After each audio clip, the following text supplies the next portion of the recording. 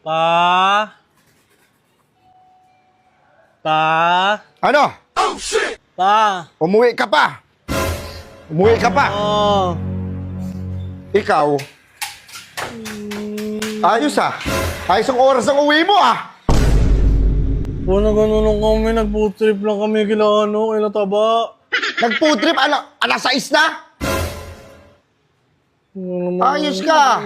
Parang walang nag-aantay sa'yo dito ng mga magulang mo? Doon ka na sa kanila, sumira! Pa, pasok ako pa. Huwag mong tawa ka ng gate dyan. Halika nga rito. Alam ba kung anong oras na? Kung anong oras na? 6:30. Anong oras ka ba dapat umuwi? Anong oras ka dapat umuwi? Uy, ang bibig mo. Bibigyan kita ng isa. Isara mo yan, umakyat ka rito sa taas. Walang habas kitang bubugbugin. Umakyat ka. Anong oras ba dapat ang pag-uwi ng isang tao? Nag-food trip lang ako. Wala akong pakialam kung anong ginawa mo. Kunin mo na lahat ng damit mo, ha? Sa kanila ka tumira. Ayaw, ma. Kunin mo lahat. Ano nagdidesisyon ka ng sarili mo? Kung anong oras gusto mo umuwi, sa kakauuwa. Hindi. Alam ba nung araw kung anong oras kami umuwi?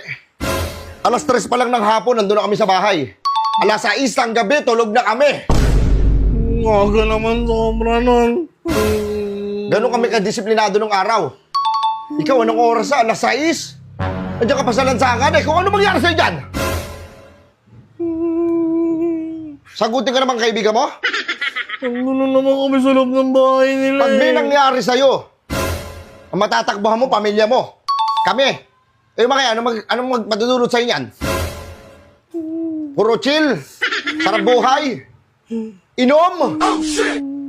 Natututo ka na uminom? Hindi pa.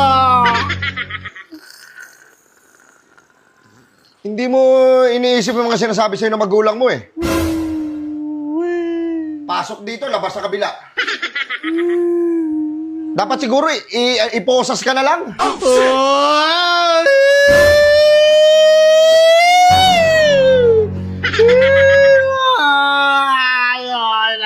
Papalo ko sa ito eh, gagawin kita yung sa wrestling eh.